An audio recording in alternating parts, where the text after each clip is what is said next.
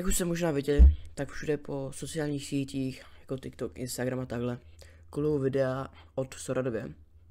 A já jsem si to chtěl vyzkoušet, takže jsem musel zapnout VPN, protože to zatím funguje v Americe a v Kanadě myslím. A ještě musíte mít kód, takže ho musíte někde sehnat, invite kód. A tak jsem se rozhodnul natočit video nějak, abych to taky poznal, protože jsem ještě neviděl a nevyzkoušel. Mám to tady připravené, jak vidíte. A tady jsou ty videa, jako například tohle.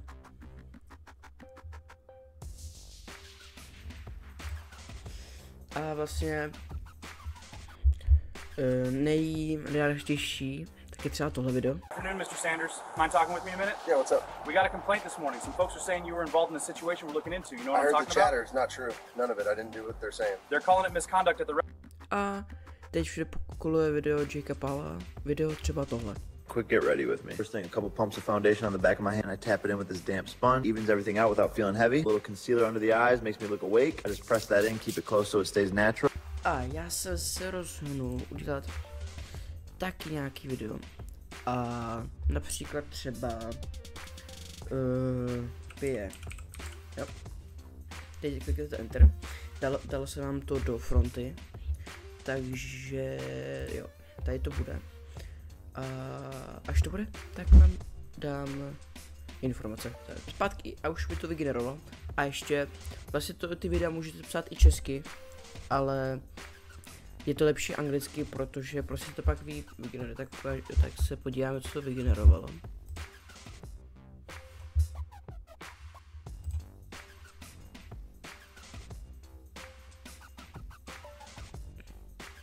Jo. A jo, tady jsem ještě vytvořil tohle video, že padá.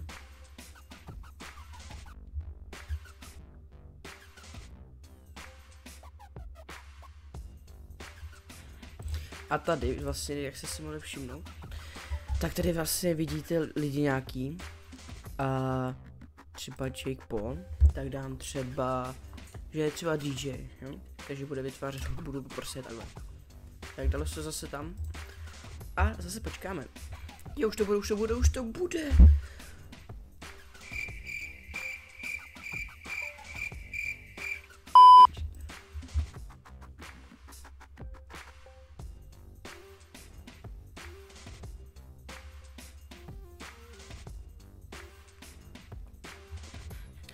Jo, jak jsem říkal, tak tady ještě vlastně můžete dát cameo, což vlastně, když nahrajete svůj nebo prostě něčí obličej, tak to můžete vlastně použít i ve videích.